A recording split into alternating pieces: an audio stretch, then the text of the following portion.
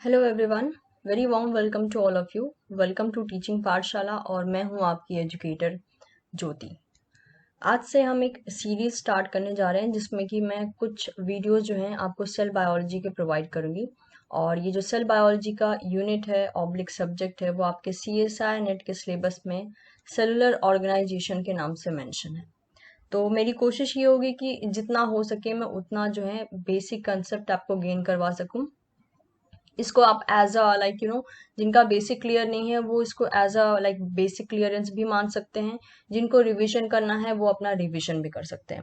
So it's totally up to you कि आप इस पर्टिकुलर वीडियोस को कैसे यूज करते हैं। ठीक है, सो इस पर्टिकुलर वीडियो में हम स्टार्ट करने वाले हैं बेसिक्स से रिलेटेड, यानी सेल का बेसिक्स क्या होता है उसके बारे में हम जानेंगे।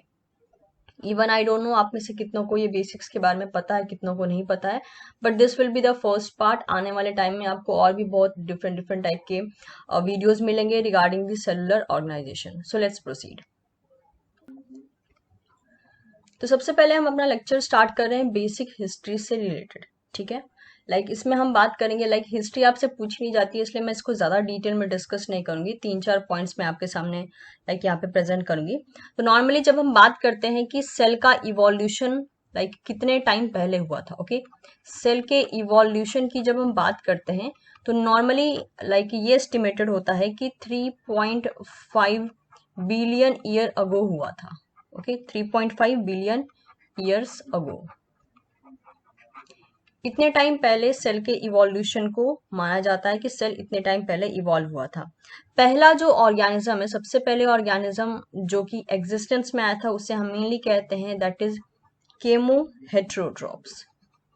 It's a chemoheterotrophs. What is the meaning of chemoheterotrophs? Chemoheterotrophs ऐसे ऑर्गेनिज्म होते हैं जो अपने एनर्जी को इनऑर्गेनिक केमिकल से लेते हैं एज वेल एज अपने कार्बन के लिए वो किसी ऑर्गेनिक सोर्स का यूज करते हैं। अगर हम बात करें कंपोनेंट ऑफ सेल की, कहने का मीनिंग ये हुआ कि सेल में क्या क्या कंपोनेंट एडेड होते हैं या मिलते हैं, जिसमें मेनली हम इंक्लूड करते हैं that is carbon, hydrogen, oxygen, nitrogen.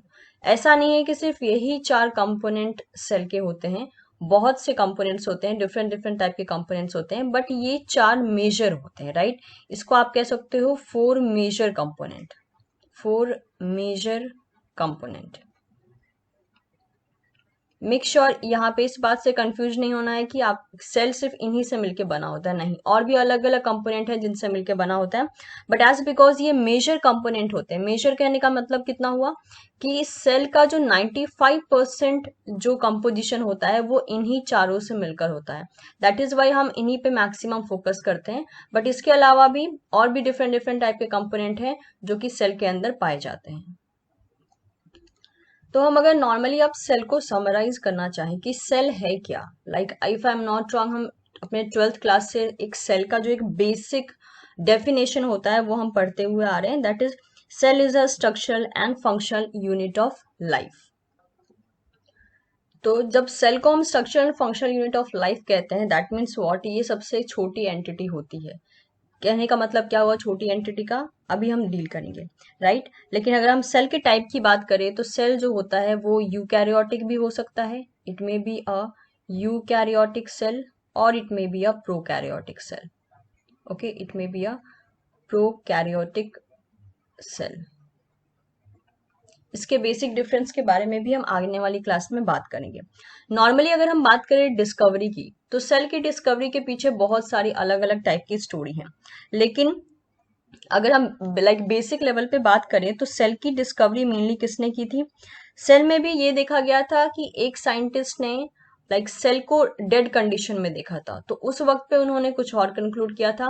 फिर नेक्स्ट साइंटिस्ट आए, उन्होंने क्या किया, सेल को लिविंग कंडीशन में देखा। तो उसके बेसिस पे दोनों साइंटिस्ट को अलग अलग बेसिस पे कैटेगराइज किया जाता है कि किसने डेड फॉर्म में देखा था और किसने लिविंग फॉर्म में देखा था। सबसे पहले रॉबर्ट हुक ने डेड सेल को देखा था सेल को as well as cell wall दोनों को इन्होंने ऑब्जर्व किया था, दैट इज इन 1665, और इन्होंने माइक्रोस्कोप की हेल्प से इस पर्टिकुलर डेड सेल्स को देखा था।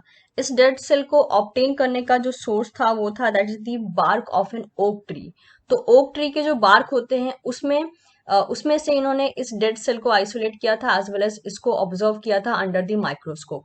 लेकिन लिविंग कंडीशन में देखने वाले जो साइंटिस्ट थे उनको हम बोलते हैं एंटोनी वैन ल्यूवेनहॉक, जिन्होंने लिविंग कंडीशन में सेल को विजुअलाइज किया था।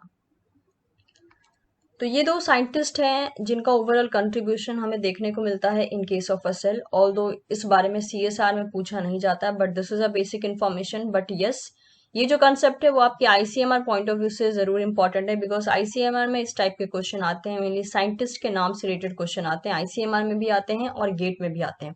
तो उस पॉइंट ऑफ व्यू से ये पर्टिकुलर पोर्शन आपके लिए इंपॉर्टेंट हो जाता है, बट साइंटिस्ट के नाम मेनली सीएसआर में ज्यादा पूछे नहीं जाते हैं। अब हम बात करते हैं सेल के ऑर्गेनाइजेशन के बारे में कि सेल तो हम जैसे कि मैंने कहा एक बहुत ही स्मॉलेस्ट यूनिट है, फिर जो वो जो स्मॉलेस्ट यूनिट है वो कलेक्शन हो के एक लार्जेस्ट यूनिट का फॉर्म लेती है। तो अगर हम नॉर्मली बात करें तो सबसे पहले आता है सेल, ओके, सबसे पहले आता है दैट इज सेल। बहुत सारे सेल मिलाकर क्या बनते हैं, बहुत सारे सेल मिलाकर ये कन्वर्ट होते हैं टिश्यू में, ओके। बहुत सारे टिश्यू मिलकर क्या बनाते हैं, ऑर्गन बनाते हैं, और ग्रुप ऑफ ऑर्गन मिलकर क्या बनाते हैं, दैट इज ऑर्गन सिस्टम बनाने का काम करते हैं। और ग्रुप ऑफ ऑर्गन सिस्टम मिलाकर क्या बनाएंगे, ग्रुप ऑफ ऑर्गन सिस्टम मिलाकर बनाएंगे ऑर्गेनिज्म। तो आप देख सकते हैं ऑर्गेनिज्म की जब हम बात करते हैं तो वो एक बहुत ही कॉम्प्लेक्स स्ट्रक्चर की बात कर रहे होते हैं हम, लेकिन चीजें जो है वो शुरू कहाँ से हुई है, दैट इज एक सेल से शुरू हुई है। तो इसीलिए सेल को एक स्मॉलेस्ट यूनिट कहा जाता है, बिकॉज वो स्मॉलेस्ट यूनिट जब कलेक्शन की तरफ बढ़ती है तो obviously that will lead to the organism. तो ये एक बेसिक आप कह सकते हो इंफॉर्मेशन हो गया regarding the cell as well as history, right, कि ऑर्गेनाइजेशन कैसे होता है, लाइक ग्रुप ऑफ सेल मिलाकर बनाते हैं that is tissue, group of tissue मिलते हैं तो ऑर्गन बनता है, ग्रुप ऑफ ऑर्गन मिलते हैं तो ऑर्गन सिस्टम बनता है, और ग्रुप ऑफ ऑर्गन सिस्टम मिलते हैं तो ऑर्गेनिज्म बनता है। अब हम बात करते हैं eukaryotic as well as prokaryotic system के बारे में। ज्यादा डिटेल में बात नहीं करूंगी, एक आउटलाइन में आपको बताना चाहूंगी। तो इनमें ऑब्वियसली डिफरेंस तो काफी होता है, बट सबसे पहले हम बात करते हैं सिमिलैरिटी की, कि यूकैरियोटिक सिस्टम में UK and PK, sorry EK and PK, that is the eukaryotic system and prokaryotic system में सिमिलैरिटी क्या क्या होती है। सबसे पहले सिमिलैरिटी की बात करें तो eukaryotic as well as prokaryotic दोनों ही सिस्टम में क्या प्रेजेंट होता है, that is plasma membrane, okay, plasma membrane.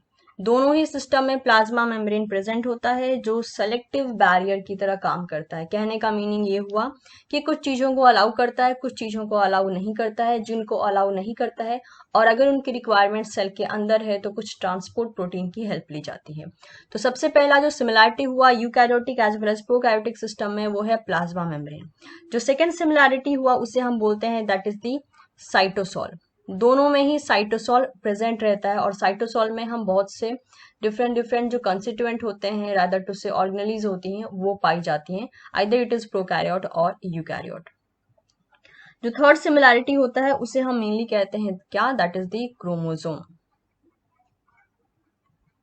जिसे हम मेनली लाइक जेनेटिक मटेरियल कहते हैं। तो यूकैरियोटिक सिस्टम में भी पाया जाता है एंड प्रोकैरियोटिक सिस्टम में भी पाया जाता है। लास्ट जो कि सिमिलैरिटी पाई जाती है दोनों में that is the presence of ribosome, because protein का दैट इज एमआरएनए का translation and then conversion into protein, ये दोनों में ही बहुत इंपॉर्टेंट फैक्ट होते हैं, क्योंकि आपको पता है कि फंक्शनैलिटी जो होती है एक ऑर्गेनिज्म की वो सिर्फ और सिर्फ प्रोटीन पर डिपेंड करती है और प्रोटीन बनाने में राइबोसोम का एक बहुत ही बड़ा रोल होता है। तो ये थी कुछ similarity between the eukaryotic and prokaryotic organism. Differences इनके बीच में बहुत सारे हैं बट हम कुछ मेजर डिफरेंस के बारे में बात करेंगे।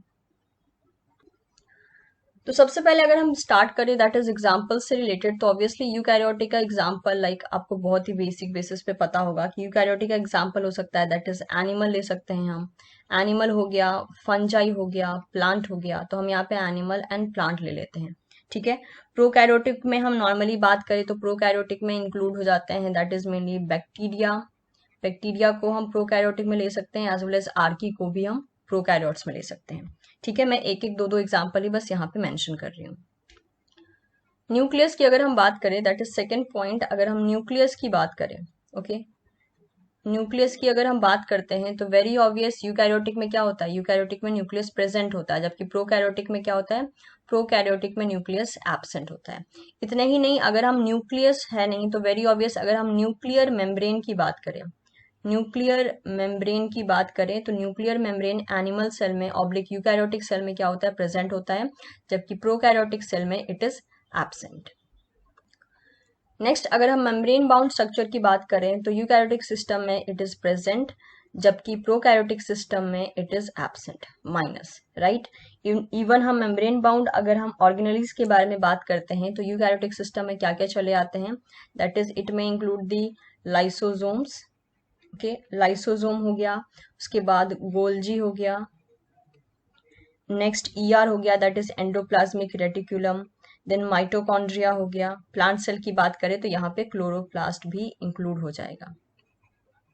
फाइन, ये सब चीजें क्या होती हैं, ये सब चीजें आपके मेनली बैक्टीरियल सिस्टम में नहीं पाई जाती हैं, because all are the membrane bound structure, mainly double membrane bound होते हैं, तो इनमें membrane bound structure prokaryotic system में नहीं पाए जाते हैं, जबकि यूकैरियोटिक सिस्टम में पाए जाते हैं।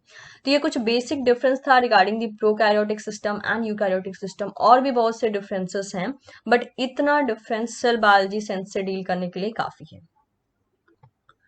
तो इस बेसिस पे जितना भी बेसिक था regarding the cell, okay, only cell, उसके बारे में हमने बात कर लिया है। अगले वीडियो से अगले पर्टिकुलर वीडियो में मैं आपको बताऊंगी कि अगर हम इस सेल को इसका फ्रैक्शन करना चाहें, एज वेल एज इसका अगर डेंसिटी ग्रेडियंट सेंट्रीफ्यूगेशन में इस सेल को अगर अप्लाई करें तो कौन कौन से फ्रेगमेंट सबसे पहले सेपरेट आउट होते हैं, कौन से बाद में होते हैं, और कितने स्पीड में एज वेल एज कितने ड्यूरेशन के बाद होते हैं, इन सभी के बारे में हम बात करेंगे। और वो भी एक टेक्निक है, एज वेल एज उस टेक्निक्स पे कुछ क्वेश्चंस भी पूछे जाते हैं, तो उसके बारे में भी हम बहुत ही जल्द, दैट इज अपने नेक्स्ट वीडियो में हम बात करेंगे। एंड मेक श्योर ये एक सीरीज बेसिस पे चलने वाला है, ये पहला पार्ट था, ऑल्दो ये सिर्फ बेसिक इसने पर्टिकुलर वीडियो ने कवर किया है। आने वाले वीडियो में हम और डिटेल में 1 by 1 मूव करेंगे।